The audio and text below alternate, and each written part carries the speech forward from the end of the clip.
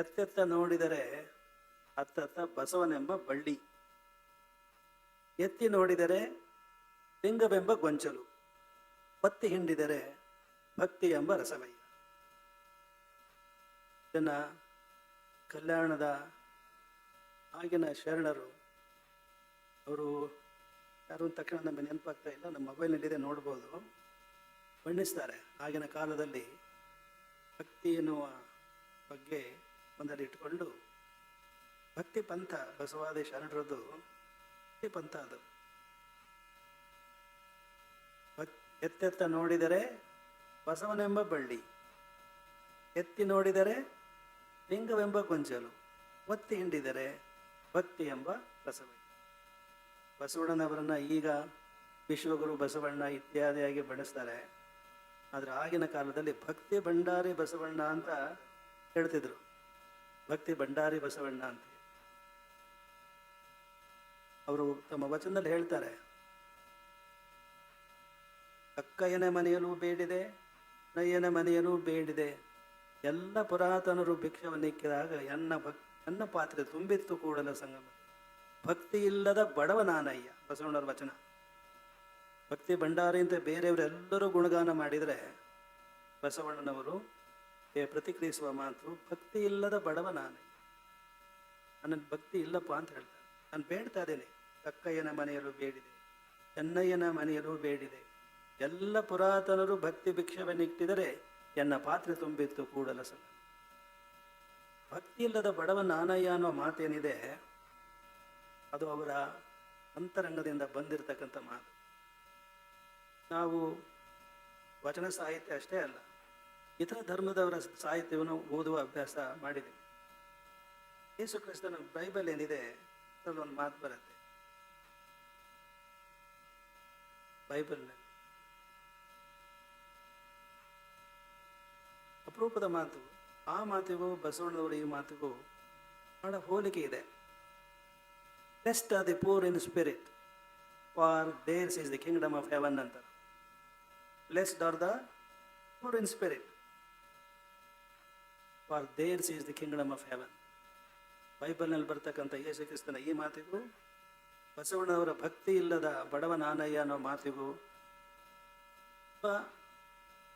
ಅರ್ಥ, ಎರಡೂ ಸಾಲುಗಳ ಅರ್ಥ ಒಂದೇ. ಯೇಸು ಕ್ರಿಸ್ತರು ಇದ್ದದ್ದು ಯಾವ ಕಾಲದಲ್ಲಿ, ಯಾವ ದೇಶದಲ್ಲಿ? ಬಸವಣ್ಣವರು ಇದ್ದದ್ದು ಕಲ್ಯಾಣದಲ್ಲಿ 12ನೇ ಶತಮಾನದಲ್ಲಿ. ಅದರ ಅಧ್ಯಾತ್ಮ ಇದೆಯಲ್ಲ, ಅಧ್ಯಾತ್ಮ ತತ್ವ ಏನಿದೆಯಲ್ಲ, ಅದು ಯಾವುದೇ ಮತೀಯ ಧರ್ಮ ಆಗಿರಲಿ, ಅವರ ಅನುಭವದ ಮಾತುಗಳು ಸಂವಾದಿ ಆಗಿರ್ತವೆ, ಅದೇ ತೆರನಾಗಿರ್ತವೆ. ಭಿನ್ನ ಭಿನ್ನ ಭಾಷೆ ಇರ್ಬೋದು, ಭಿನ್ನ ಭಿನ್ನ ಕಾಲ ಇರ್ಬೋದು. ಶ್ರುತಿಗೈದ ವೀಣೆ ಇದ್ದ ಹಾಗೆ, ಒಂದು ವೀಣೆಯಲ್ಲಿ ಅನೇಕ ತಂತಿಗಳಿರ್ತವೆ. ಯಾವ್ಯಾವ ತಂತಿಗಳು ಒಂದೇ ಸ್ವರದಲ್ಲಿ ಟ್ಯೂನ್ ಆಗಿರ್ತಾವೋ ಅಂಥ ತಂತಿಯನ್ನು ಮೀಟಿದರೆ ಬೇರೆ ಸ್ವರದಲ್ಲಿರ್ತಕ್ಕಂಥ ಪಕ್ಕದ ತಂತಿ ಅನುರಣಿಸಲ್ಲ. 1, 2, 3, 4, 5 ತಂತಿ ಇದ್ದಾವೆ ಅಂತ ತಿಳ್ಕೊಳ್ಳಿ. 1ನೇದು ಮತ್ತು 5ನೇ ತಂತಿ ಅವೆರಡು ಒಂದೇ ಸ್ವರದಲ್ಲಿದ್ದು ಇದ್ದಾವೆ ಅಂತ ತಿಳ್ಕೊಳ್ಳಿ. 2, 3, 4 ತಂತಿ ಬೇರೆ ಸ್ವರದಲ್ಲಿದ್ದಾವೆ. ನೀವು 1ನೇ ತಂತಿನ ಮೀಟಿದರೆ ಪಕ್ಕದಲ್ಲೇ ಇರುವಂತಹ 2, 3, 4ನೇ ತಂತಿಗಳು ಕಂಪಿಸಲ್ಲ. ಯಾವುದು ಕಂಪಿಸುತ್ತೆ ಅಂದರೆ 5ನೇ ತಂತಿ ಇದೆಯಲ್ಲ, ಅದೇ ಸ್ವರದಲ್ಲಿ ಅದು ಅನುರಣಿಸುತ್ತೆ, ಅದು ಕಂಪಿಸುತ್ತೆ. ಹಾಗೆ ಜಗತ್ತಿನ ಎಲ್ಲ ಧಾರ್ಮಿಕ ಪುರುಷರು ಅವರ ಆಧ್ಯಾತ್ಮದ ಕಂಪನ ಏನಿದೆಯಲ್ಲ, ಆಧ್ಯಾತ್ಮದ ತುಡಿತ ಏನಿದೆ, ಅದು ಯಾವುದೇ ಭಾಷೆಯಲ್ಲಿ ಹೇಳಿರಲಿ, ಯಾವುದೇ ಕಾಲದಲ್ಲಿ ಹೇಳಿರಲಿ, ಜಗತ್ತಿನಲ್ಲಿ ಅವರ ಆಧ್ಯಾತ್ಮ ಏನಿದೆ, ವಿಚಾರ ಏನಿದೆ, ಅದು ಒಂದೇ ಸ್ವರದಲ್ಲಿ ಹಿಡಿತಕ್ಕಂಥ ತಂತಿಗಳವು ಅಂತ ನಾವು ಹೇಳಕ್ಕೆ ಇಷ್ಟಪಡ್ತೀವಿ. ಬಸವಣ್ಣನವರ ವಚನ ಇದು ಕುರಿತು, ಭಕ್ತಿಯನ್ನು ಕುರಿತು ಪ್ರಾಜ್ಞೆ ಮಾಡಿದಂಥ ವಚನವನ್ನು ಏನು ಇಬ್ರಾಹಿಮರು, CM ಇಬ್ರಾಹಿಮರು ಲೇಖಿಸಿದರು, ಅದು 12ನೇ ಶತಮಾನ. ಈಗ ಇವತ್ತಿನ ಶತಮಾನದಲ್ಲಿ ಅದೇ ವಚನವನ್ನು ರೂಪಾಂತರಗೊಳಿಸಬೇಕಾಗಿದೆ ಅಂತ ನಾವು ವಿಷಾದದಿಂದ ಹೇಳಕ್ಕೆ ಬಯಸ್ತೀವಿ. 12ನೇ ಶತಮಾನದ ವಚನ ಏನು? ಎತ್ತೆತ್ತ ನೋಡಿದರೆ ಅತ್ತತ್ತ ಬಸವನೆಂಬ ಬಳ್ಳಿ. ನಾವಿಲ್ಲಿ ಟಿಪ್ಪಣಿ ಮಾಡಿಕೊಂಡಿದ್ದು ಇವತ್ತಿನ ಕಾಲದಲ್ಲಿ ಭದ್ರಾವತಿಯಲ್ಲಾಗಲಿ, ಚನ್ನಗಿರಿಯಲ್ಲಾಗಲಿ, ಶಿವಮೊಗ್ಗದಲ್ಲಾಗಲಿ, ಇಡೀ ರಾಜ್ಯದಲ್ಲಾಗಲಿ ಎತ್ತೆತ್ತ ನೋಡಿದರೆ ಅತ್ತತ್ತ ಬಾರ್ ಅಂಡ್ ರೆಸ್ಟೋರೆಂಟ್ಗಳು. ಬಸವನೆಂಬ ಬಳ್ಳಿ ಅಲ್ಲ ಪ್ರೈಮರಿ ಅವರೇ. ಎತ್ತೆತ್ತ ನೋಡಿದರೆ ಹತ್ತತ್ತ ಬಾರ್ ಅಂಡ್ ರೆಸ್ಟೋರೆಂಟ್ಗಳು. ಒತ್ತಿ ಹಿಂಡಿದರೆ ಭಕ್ತಿ ಎಂಬ ರಸವಯ್ಯ ಅಂತಾರೆ, ಅಲ್ಲ. ಎತ್ತಿ ಎತ್ತಿ ನೋಡಿದರೆ ಲಿಂಗವೆಂಬ ಗೊಂಚಲು ಅಂತಾರೆ, ಅಲ್ಲ. ಎತ್ತಿ ನೋಡಿದರೆ ಪಾಂಡಿ ಬಿಸ್ಕಿ ಬಾಟಲಿಗಳು. ಒಪ್ತಿರೋದೇ ಇಲ್ಲ. ಮೂರನೇ ಸಾಲು, ಒತ್ತಿ ಹಿಂಡಿದರೆ ಭಕ್ತಿ ಎಂಬ ರಸವಯ್ಯ, ಅದು 12ನೇ ಶತಮಾನ. ಹೀಗೆಂದು ಒತ್ತಿ ಹಿಂಡಿದರೆ ಮತ್ತೇರಿಸಿ ಗಟಾರಕ್ಕೆ ಬೀಳಿಸುವ ಮದಿರಾ ರಸವಯ್ಯ. ಮನಸ್ಸಿಗೆ ಹೋಗ್ತಾ? ಇಲ್ಲೇನು ಬಾರ್ ಅಂಡ್ ರೆಸ್ಟೋರೆಂಟ್ಗಳಿವೆ. ನಾವು ಇಲ್ಲಿಯ ಯಾರನ್ನು ಕೇಳಬೇಕು? ಮುನ್ಸಿಪಾಲಿಟಿಯವರು ಕೇಳಬೇಕು. ಯಾರು ಲೈಸೆನ್ಸ್ ಕೊಡೋರು ಯಾರು ಅಂಗಡಿಗಳಿಗೆ, ಬಾರ್ ಅಂಡ್ ರೆಸ್ಟೋರೆಂಟ್ಗಳಿಗೆ? ಅಬ್ಕಾರಿ ಇಲ್ಲಿ ಇದೆಯಾ? ಇಲ್ಲಿ ಶಿವಮೊಗ್ಗ ಇಲ್ಲಿ ಒಂದು ಇರಬೇಕಲ್ಲ, ಇಲ್ಲ ಲೈಸೆನ್ಸ್ ಕೊಡೋನು. ಆ ಇನ್ಸ್ಪೆಕ್ಟರ್ಗಳಿಂದ ನಾವು ಒಂದು ಮಾಹಿತಿಯನ್ನು ನಾಳೆ ಹೇಳಿ ಪಡಿಬೇಕು ಅಂತ ಬಯಸ್ತಿದ್ದೀವಿ. 24ನೇ ತಾರೀಕು ಈ ಹುಣ್ಣಿಮೆ ಪ್ರಾರಂಭವಾದ ದಿನದಿಂದ ಇಲ್ಲಿವರೆಗೆ ಎಷ್ಟು ಬ್ರಾಂಡಿ ಬಿಸ್ಕಿ ಮಾರಾಟ ಆಗಿದೆ? ಇಲ್ಲಿ ಹುಣ್ಣಿಮೆ ಮಹೋತ್ಸವ ಪ್ರಾರಂಭ ಆಗೋಕ್ಕೆ ಮುಂಚೆ ಯಾವ್ಯಾವ ದಿನ ಎಷ್ಟೆಷ್ಟು ಆಗ್ತಾ ಇತ್ತು, ಈ ಹುಣ್ಣಿಮೆ ಪ್ರಾರಂಭ ಆದಮೇಲೆ ಎಷ್ಟಾಗಿದೆ? ಕಡಿಮೆ ಆಗಿದೆ ಅಂದರೆ ಈ ಹುಣ್ಣಿಮೆ ಮಹೋತ್ಸವ ಸಾರ್ಥಕ. ಜಾಸ್ತಿ ಆಗಿದೆ ಅಂದರೆ ಖಂಡಿತವಾಗಿಯೂ ನಮಗೆ ಸಂತೋಷವನ್ನು ಉಂಟು ಮಾಡ್ತಕ್ಕಂಥ ಸಂಗತಿ ಆಗಲ್ಲ. ಎಷ್ಟನೇ ದಿನ ಈಗಿದು ಹುಣ್ಣಿಮೆ ಮಹೋತ್ಸವ? 6ನೇ ದಿನ. ಇನ್ನು 3 ದಿನ ಇದೆ. ಕೊನೆ ಪಕ್ಷ ಈ 3 ದಿನ ಆದರೂ ಸಹ ಇದುವರೆಗೂ ಏನಾಗಿದೆಯೋ ಅದನ್ನು ನಾವು ಕ್ಷಮಿಸ್ತೇವೆ. ಈಗ ಇಲ್ಲಿಂದ 3 ದಿನ ಇದೆಯಲ್ಲ, 0 ಆಗಬೇಕು ನಿಮ್ಮ ಅಂಗಡಿಯಲ್ಲಿ ವ್ಯಾಪಾರ. ಹಾಗೆ ನಡ್ಕೊಡ್ತೀರಾ ನೀವು? ಚಪ್ಪಾಳೆ ತಟ್ಟಿದಾರೋ ಪ್ರಾಮಾಣಿಕವಾಗಿ ಮಾಡ್ತೀರಾ? 0 ಮಾಡ್ತೀರಾ? ಒಂದು ಬಾಟ್ಲಿನೂ ಕೂಡ ಅಲ್ಲಿ ಮಾರಾಟ ಆಗಬಾರದು. ಹಾಗೆ ನೀವೆಲ್ಲ ಕೈ ಜೋಡಿಸ್ತೀರಾ? ಹೇಳಿ, ಕೈ ಜೋಡಿಸ್ತೀರಾ? ಚಪ್ಪಾಳೆ ಬರ್ತಾ ಇಲ್ಲ. ಮಾತು ಕೊಟ್ಟು ತಪ್ಪಾರದು ಅನ್ನುವ ಅಳುಕು ಅದಿದೆ ನಿಮಗೆ. ಗುರುಗಳಿಗೆ ಮಾತು ಕೊಟ್ಟು ತಪ್ಪಿದರೆ ಪಾಪ ಬರುತ್ತೆ ಅನ್ನುವ ಪಾಪ ಪ್ರಜ್ಞೆ ಇದೆ. ನೀವು ಮನಸ್ಸು ಮಾಡಿದರೆ ಖಂಡಿತವಾಗಿಯೂ ಸಾಧ್ಯ. ಇಲ್ಲಿಂದ 3 ದಿನ ಅಲ್ಲಿ ಕೊನೆ ಮತ್ತೆ ನೀವು ಖಾತೆ ಓಪನ್ ಮಾಡ್ಬೋದು ಅಂತಲ್ಲ. ಇದನ್ನು ಪಾಲಿಸಿ ನೀವು. ಇದ್ರ ಬಗ್ಗೆ ಒಂದು ಶ್ರೀಗಳು, ಸಾಣೇಹಳ್ಳಿ ಶ್ರೀಗಳು ಪ್ರಸ್ತಾಪ ಮಾಡಿದರು. 30 ವರ್ಷಗಳ ಹಿಂದೆ ನಾವು ಮದ್ಯಪಾನ ನಿಷೇಧದ ಬಗ್ಗೆ ದೊಡ್ಡ ಹೋರಾಟ ಮಾಡಿದ್ವಿ ಈ ರಾಜ್ಯದಲ್ಲಿ. ಈಗಿನ ಪೀಳಿಗೆಗೆ ಗೊತ್ತಿರಂಗೆ ಕಾಣಲ್ಲ. ಆಗ ನಾವು ಶಿವಮೊಗ್ಗ ತಾಲೂಕಿನಲ್ಲಿ ಸುಂದರೇಶ್ ಇದ್ದಾಗ ಮತ್ತು ರುದ್ರಪ್ಪನವರು, ರೈತ ಸಂಘದ ಸಂಸ್ಥಾಪಕರು ರುದ್ರಪ್ಪನವರು, ಅವರ ಜೊತೆಲಿದ್ದ ಸುಂದೇಶ್ರವರು ಮತ್ತು ನಮ್ಮ ಬಸವರಾಜಪ್ಪನವರು, ನಾವು ಕರೆ ಕೊಟ್ಟು ಶಿವಮೊಗ್ಗದಲ್ಲಿ ಕೆಲವು ಹಳ್ಳಿಗಳಲ್ಲಿ ಮದ್ಯಪಾನ ನಿಷೇಧಕ್ಕೆ ಸಂಬಂಧಪಟ್ಟಂತೆ ಪಾದಯಾತ್ರೆ ಮಾಡಿದ್ವಿ. ಆಗೊಂದು ಕಂಡೀಷನ್ ಹಾಕ್ತಾ ಇದ್ವಿ, ಯಾರೇ ನಮ್ಮನ್ನು ಆಹ್ವಾನಿಸಕ್ಕೆ ಬಂದರೂ ನಾವು ಈ ಷರತ್ತು ವಿಧಿಸ್ತಾ ಇದ್ವಿ. ಒಮ್ಮೆ ಏನಾಯಿತು, ರಾಣೆಬೆನ್ನೂರಿನವ್ರು ಭಾಳ ಜನ ಬಂದಿರೋಂಗೆ ಕಾಣ್ತಾರಲ್ಲ ಇಲ್ಲಿ. ಹಲಗೇರಿ ಅಂತ ಒಂದು ಹಳ್ಳಿ ಇದೆ, ನಿಮಗೆ ಗೊತ್ತಿಲ್ಲ. ರಾಣೆಬೆನ್ನೂರಿಗೆ ಗೊತ್ತಿದೆ, ಸಂಜೆ ನಮ್ಮನ್ನು ಭೇಟಿ ಮಾಡಿದ್ರು. ಹಲಗೇರಿ ಅಂತ ಒಂದು ಹಳ್ಳಿ ಇದೆ, ಅಲ್ಲಿಂದ ನಮ್ಮನ್ನು ಆಹ್ವಾನ ಮಾಡ್ಲಿಕ್ಕೆ ಬಂದಿದ್ರು. ದೇವಸ್ಥಾನದ ಕಾರ್ಯಕ್ರಮ. ಆಗ ನಾವು ಜೋರಾಗಿ ನಡೆಸ್ತಾ ಇದ್ವಿ ಹೋರಾಟನ, ಮದ್ಯಪಾನ ವಿರೋಧ ಚಳುವಳಿ.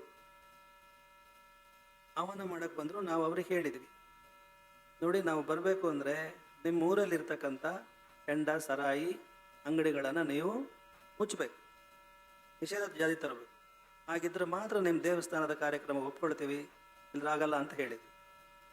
ಬಂದಂಥ ಹಿರಿಯರು, ಸುದೀಪ್ ನಾವು ದೇವಸ್ಥಾನದ ಕಾರ್ಯಕ್ರಮಕ್ಕೆ ಆಹ್ವಾನ ಮಾಡಕ್ಕೆ ಬಂದಿದ್ದೀವಿ, ಇದು ಊರಿನ ವಿಚಾರ, ನಾವು ಊರ ಜನರನ್ನು ಕೇಳಿದೆ ನಾವು ಹೇಗೆ ಹೇಳೋದು ಅಂತ ಹೇಳ್ಕೊಂಡು ಬನ್ನಿ. ಆಯಿತು ಅಂತ ವಾಪಸ್ ಹೋದ್ರು. ಒಂದು ಟೈಮ್ ಕೊಟ್ವಿ. ವಾಪಸ್ ಹೋಗಿ ಊರಲ್ಲೆಲ್ಲ ಹಲಗೆ ಸಾರಿಸಿ ಗುಡಿ ಹತ್ರ ಒಂದು ಜನ ಸೇರಿಸಿದ್ರು. ನಾವು ಗುರುಗಳನ್ನು ಆಹ್ವಾನ ಮಾಡಲಿಕ್ಕೆ ಸಿರಿಗೆರೆಗೆ ಹೋಗಿದ್ವಿ. ನೋಡಪ್ಪ, ನಮ್ಮ ಗುರುಗಳಿಗೆ ಒಂದು ಷರತ್ತು ವಿಧಿಸಿದ್ದಾರೆ, ನೀವು ಸಾರಾಯಿ ಅಂಗಡಿಗಳನ್ನು ಮುಚ್ಚಿದ್ರೆ ಮಾತ್ರ, ನಿಷೇಧ ಮಾಡಿದ್ರೆ ಮಾತ್ರ ದಯಮಾಡಿಸ್ತೀವಿ ಅಂತ ಹೇಳ್ತಿದ್ದಾರೆ. ಏನು ಹೇಳ್ತೀರಪ್ಪ? ಅಲ್ಲೇ ಹತ್ತಿರದಲ್ಲೇ ಹರಿಜನರ ಒಬ್ಬ ಮುದುಕ ಇದ್ದ, ಹರಿಜನನ ದುರ್ಗಪ್ಪ. ದುರ್ಗಪ್ಪ ಏನು ಹೇಳ್ತೀಯೋ? ನಮ್ಮ ಗುರುಗಳಿಗೆ ಅಪ್ಪಣೆ ಮಾಡಿದ್ದಾರೆ, ಏನು ಹೇಳ್ತೀಯೋ ದುರ್ಗಪ್ಪ ಅಂದರು. ಆ ದುರ್ಗಪ್ಪ ಏನು ಹೇಳಿದೆ ಗೊತ್ತೇನು? ಸ್ವಾಮಿ, ನಾವು ಕುಡಿಯೋದು ಬಿಟ್ಟು ಎಷ್ಟೋ ವರ್ಷ ಆಯ್ತು, ನಿಮ್ಮ ಜನನೇ ಕುಡಿಯೋಕೆ ಹತ್ತಿದ್ದಾರೆ, ಅವ್ರನ್ನ ಕೇಳ್ರಿ ಅಂತ.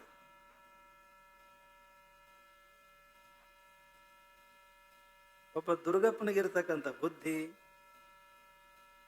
ಈಗಿಲ್ಲ ಅಂತ ಆಯ್ತು, ಹೌದಲ್ಲ? ನಮ್ಮ ಯುವಕರು ನಾವು ಬೈಕ್ ರ್ಯಾಲಿ ನಿಷೇಧ ಮಾಡಿದ್ವಿ. ಕಾರಣ ಏನು ಅಂತ ಹೇಳಿದರೆ, ಏನಾದರೂ ಅನಾಹುತಗಳಾದರೆ ನಮಗೆ ಭಾಳ ನೋವಾಗುತ್ತೆ. ದೊಡ್ಡ ಮೆರವಣಿಗೆ ಮಾಡ್ಕೊಂಡು ಬಂದು ವೈಭವ ತೋರಿಸ್ಬೇಕು ಅಂತ ನಮಗಿಲ್ಲ. ಹಿಂದಿನ ಘಟನಾವಳಿಗಳ ಹಿನ್ನೆಲೆಯಲ್ಲಿ ಏನಾದರೂ ಉತ್ಸಾಹದಲ್ಲಿ ನಮ್ಮ ಯುವಕರು ಜೋರಾಗಿ ಮೋಟ್ರ್ ಬೈಕ್ ಹೊಡೋದು. ಅವರು ಒಂದೊಂದ್ಸರಿ ಆರಂಭದಾಗ ಹೇಳಿದ್ವು ನಾನು ನಿಮಗೆ, ಮೋಟ್ರ್ ಬೈಕ್ಗಳು ಬರುವಾಗ ಢಮ್ ಢಮ್ ಢಮ್ ಅಂತ ಇತ್ತು. ಏನೋ ಇದು ಮೋಟ್ರ್ ಬೈಕ್ಗಳು ಕೆಟ್ಟಿದ್ದಾವೇನಪ್ಪ, ಹಳೆ ಮೋಟ್ರ್ ಬೈಕ್ಗಳೇನೋ ಅಂತ ಕೇಳಿದ್ವಿ. ಎಲ್ಲ ಹುಡುಗರು ಯುವಕರು ಇದನ್ನು ಏನ ಸೈಲೆನ್ಸರ್ನ ಏನೋ ಢಮ್ ಢಮ್ ಢಮ್ ಅಂತ ಮಾಡ್ತಾರೆ ಖುಷಿಗಾಗಿ. ನಾವು ಅದಕ್ಕೆ ಹೇಳಿದ್ದು, ಢಮ್ ಢಮ್ ಅಂತ ಆ ಗುಂಡನ್ನು ಹಾರಿಸ್ರಿ, ಅದ್ರ ಗುಂಡು ಮಾತ್ರ ಹಾಕಬೇಡಿ ಅಂತ ಹೇಳಿದ್ವಿ. ಗೊತ್ತಾಗಲಿಲ್ಲ ನಿಮಗೆ? ನಿದ್ದೆ ಮಾಡ್ತಾ ಇದ್ದೀರಾ? ಗುಂಡು ಹಾಕಬೇಡ್ರಿ, ಗುಂಡು ಹಾರಿಸ್ರಿ ಬೇಕಾರೆ ಅಂತ ಹೇಳಿದ್ವಿ. ಶತ್ರು ದೇಶದವ್ರು ಏನಾದರೂ ನಮ್ಮ ದೇಶದ ಮೇಲೆ ದಾಳಿ ಮಾಡಿದರೆ ಗುಂಡನ್ನು ಹಾರಿಸ್ರಿ. ಈ ಬಾರ್ ಅಂಡ್ ರೆಸ್ಟೋರೆಂಟ್ಗಳಿಗೆ ಹೋಗಿ ಗುಂಡು ಹಾಕಬೇಡ್ರಿ ಅಂತ ಅರ್ಥ ನಾವು ಹೇಳಿದ್ದು. ಸುಮ್ಮನೆ ಮೌನವಾಗದಿರಿ. ದೇವ್ರ ಹೆಸರು, ದೇವರೆಲ್ಲ ಈಗ ಅವರು Vishnu Prasad wines, Manjunatha bar and restaurant, Venkateshwara bar and restaurant. ಏನಪ್ಪ ದೇವರ ಹೆಸರಿನಲ್ಲಿ ನೀವು ಈ ರೆಸ್ಟೋರೆಂಟ್ಗಳನ್ನ ತೆರಿತೀರಿ ಅಂತಂದರೆ ಏನು ಹೇಳ್ಬೇಕು ಹೇಳಿ? ಅದು ನಿಮ್ಮ ದೈವ ಭಕ್ತಿ ಆಗುತ್ತಾ? ದೇವರು ಅನುಗ್ರಹಿಸ್ದಂಗೆ ಆಗುತ್ತಾ? ಹೇಳಿ ನೀವು. ದೇವರ ಹೆಸರಿನಲ್ಲಿ ಮಾಡ್ತಕ್ಕಂಥ ಈಗಿನ ಕಾಲದಲ್ಲಿ ಏನು ಮಾಡ್ತಾಯಿದ್ರು? ಮರಳಿಸಿದ್ರು, ಏನು ವಿರೋಧಿಸಿದ್ರು. ಈಗಿನ ಕಾಲದಲ್ಲೂ ಸಹ ಅದೇ ನಡೆದಿದೆ. ಇದು ಕೊನೆ ಎಲ್ಲಿ ಕೊನೆ ಇದಕ್ಕೆ ಹೇಳಿ? ನೀವೇನಾದರೂ ನಿಮ್ಮ ಹೆಣ್ಮಕ್ಳಿಗೆ, ಬೆಳೆದ ಹೆಣ್ಣು ಮಕ್ಕಳಿಗೆ ಮದುವೆ ಮಾಡಿಕೊಡುವಾಗ ಕುಡಿದೇ ಇರತಕ್ಕಂಥ ಗಂಡು ಹುಡುಕ್ಬೇಕು ಅಂತ ನೀವು ಭದ್ರಾವತಿಯಿಂದ ಬೀದರಿಗೆ ಹೋದರೆ ಸಿಗ್ತಾನ ಗಂಡು? ಅದ್ರಾಗೆ ಸ್ವಲ್ಪ ಕಡಿಮೆ ಯಾರು ಕುಡಿತಾನೋ ಅವನಿಗೆ ಕೊಡ್ಬೇಕಷ್ಟೇ ಹೆಣ್ಣು.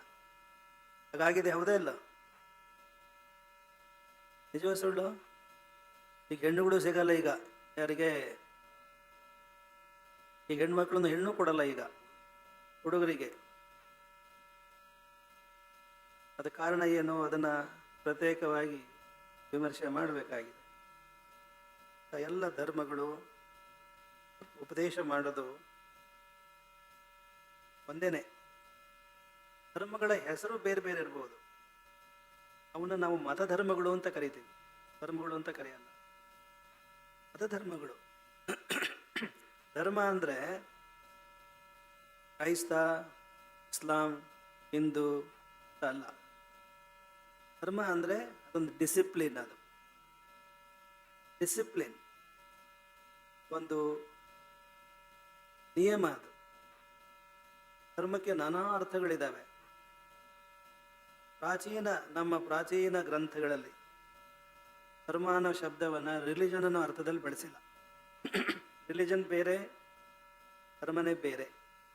ಧರ್ಮ ಅಂತಂದರೆ ಬಸವಣ್ಣರು ಹೇಳ್ತಾರೆ, ದಯವಿಲ್ಲದ ಧರ್ಮವದೇವುದಯ್ಯ, ದಯವೇ ಧರ್ಮದ ಮೂಲವಯ್ಯ. ಈ ಧರ್ಮ ಅನ್ನೋ ಶಬ್ದ ಏನಿದೆ ಅದು ಇಸ್ಲಾಂ ಧರ್ಮ, ಕ್ರೈಸ್ತ ಧರ್ಮ, ಹಿಂದೂ ಧರ್ಮ, ಶರಣ ಧರ್ಮ ಅಂತ ಅಲ್ಲ. ಧರ್ಮ ಅಂದರೆ ನಡೆ. ನೋಡಿ, ಯಾರ ಈಗ ನಡೀತಾ ಇದ್ದಾರೆ, ಈಗ 11:30 ಆಗ್ತಾ ಇದೆ. ಒಂದು ಕೇಳಿಸ್ಕೊಳ್ಳಿ. ಒಂದು ಸರಿ ಒಂದು ಘಟನೆ ಏನಾಯಿತು ನಮ್ಮ ಮಠದಲ್ಲಿ ಅಂದರೆ, ನಾವು ಮಠದಲ್ಲಿ ಕೂತಿದ್ವಿ. ಒಬ್ಬ ಮುಸಲ್ಮಾನ್ ಹುಡುಗ ನಮ್ಮ ಹಾಸ್ಟ್ಲಾಗಿದ್ದವನು, ಓದ್ತಾ ಇದ್ದವನು, ಹೈಸ್ಕೂಲ್ ಹುಡುಗ, ಓಡಿ ಬಂದ, ಹತ್ಕಂತ ಬಂದ.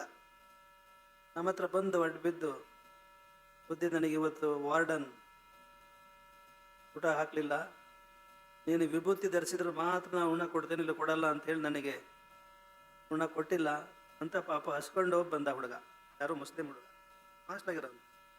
ನೀನು ವಿಭೂತಿ ಹಚ್ಚಿದ್ರೆ ಮಾತ್ರ, ವಿಭೂತಿ ಧರಿಸಿದ್ರೆ ಮಾತ್ರ ನಿನಗೆ ಊಟ ಕೊಡ್ತೇನೆ, ಇಲ್ಲ ಕೊಡಲ್ಲ ಅಂತ ವಾರ್ಡನ್. ಆ ಹುಡುಗನ ನೋಡಿದ ಮೇಗ ಅಯ್ಯೋ ಅನ್ನಿಸ್ತು. ವಾರ್ಡನ್ ಕರೆಸಿದ್ದೀವಿ, ನೋಡು ಇವನಿಗೆ ಊಟ ಹಾಕು, ಒಂದು ಕಂಡೀಷನ್ ಏನು ಅಂದರೆ ಇವನು 4 ಹೊತ್ತು ನಮಾಜ್ ಮಾಡಬೇಕು, 4 ಹೊತ್ತು ನಮಾಜ್ ಮಾಡಿದ್ರೆ ಮಾತ್ರ ಇವನಿಗೆ ಉಣ ಕೊಡು, ಇಲ್ಲರು ಕೊಡಬೇಡ ಅಂತ ಹೇಳಿ. ಅವಾಗ ಅನಿಸಿರ್ಬೇಕು ಹುಡುಗನಿಗೆ, ವಿಭೂತಿ ಹಚ್ಚಿಡಿದ ಭಾಳ ಸುಲಭ, ಅಲ್ಲೇ ಗೂಡಾಗಿರೋದನ್ನ ಅನಿಸಿರ್ಬೇಕು ಏನು. ಇನ್ನೊಂದು ಘಟನೆ, ಹೈದರಾಬಾದಿನ ಶಿಷ್ಯರೊಬ್ಬರು ನಮ್ಮ ಮಠಕ್ಕೆ ಬಂದಿದ್ರು ಒಂದು ಸಾರಿ. ಇಲ್ಲ, ಸಿದ್ದಪ್ಪ ಅಂತ ಇದ್ರು ಒಬ್ರು, ಸಿದ್ದಪ್ಪ ಅಂತ. ಅವರು ಒಂದು ಘಟನೆ ಹೇಳಿದರು. ಅವರು ಬಸ್ನಲ್ಲಿ ಪ್ರಯಾಣ ಮಾಡುವಾಗ ಎಲ್ಲ ಒಂದು ಹತ್ರ ನಿಲ್ಲಿಸಿದೆ ಅಂತ ಕಂಡಕ್ಟ್ರು. ಅಲ್ಲಿ ಟಿಕೆಟ್ ಚೆಕ್ ಮಾಡೋರು ಅಂತ ಇರ್ತಾರಲ್ಲ, ಟಿಕೆಟ್ ಕಲೆಕ್ಟರ್, ಅವನು ತಪಾಸಣೆ ಮಾಡ್ತಾ ಹೋದ ಎಲ್ಲರಿಗೂ ಟಿಕೆಟ್ ತಗೊಂಡಿದಾರೋ ಇಲ್ಲೋ ಅಂತ. ಇವ್ರ ಹತ್ರ ಬಂದಾಗ ಹಿಂಗೆ ಕಣ್ಣು ಮೇಲೆ ನೋಡಿದ್ರು, ಮುಂದಕ್ಕೆ ಹೋಗ್ಬಿಟ್ಟು ಚೆಕ್ ಮಾಡಲಿಲ್ಲ. ಆಗ ಹೈದರಾಬಾದ್ ಆ ಶಿಷ್ಯರು ಟಿಕೆಟ್ ಕಲೆಕ್ಟರ್ ಕಳೆದು, ಏನಪ್ಪ ಎಲ್ಲರದ್ದು ಚೆಕ್ ಮಾಡ್ತಿದ್ದೀಯ, ನಂದು ಯಾಕೆ ಚೆಕ್ ಮಾಡಿದಾಗ ನೀನು ಮುಂದಕ್ಕೆ ಹೋದೆ ಅಂತ. ಅದಕ್ಕೆ ಅವನು ಹೇಳಿದ ಕಂಡಕ್ಟರು, ಸ್ವಾಮಿ ನಿಮ್ಮ ಹಣೆ ಮೇಲೆ ವಿಭೂತಿ ಇದೆ, ನೀವು ಯಾರೋ ಶಿವಭಕ್ತರಿದ್ದೀರಿ, ಖಂಡಿತ ನೀವು ಟಿಕೆಟ್ ತಗೊಂಡಿರ್ತೀರಿ ಅಂತ ಹೇಳಿ ನಾನು ನಂಬಿ ಮುಂದಕ್ಕೆ ಹೋದೆ ಅಂತ ಹೇಳಿದೆ. ಏನು ನೀವು ಚಪ್ಪಾಳೆ ತಟ್ಟಿದ್ರಲ್ಲಿ ನಿಮಗೆ ಕೇಳೋದು, ಆ ಕಂಡಕ್ಟರ್ ಯಾವ ಬಸ್ನಾಗಿರ್ತಾನೆ ಅಂತ ನಿಮಗೆ ಗೊತ್ತಾದರೆ ನಾವು ನಿಮಗೆ ವಿಭೂತಿ ಹಚ್ಕೊಳ್ರಿ ಅಂತ ಹೇಳೋ ಅವಶ್ಯಕತೆ ಇಲ್ಲ ಅನ್ಸುತ್ತಲ್ಲ, ಏನನ್ನಿಸುತ್ತೆ? ಎಲ್ಲ ಲಾಂಛನಗಳು ನಿಮ್ಮ ಅಂತರಂಗ ಮನಸ್ಸಿನ ಪರಿಶುದ್ಧತೆಯ ಸಂಕೇತಗಳವು.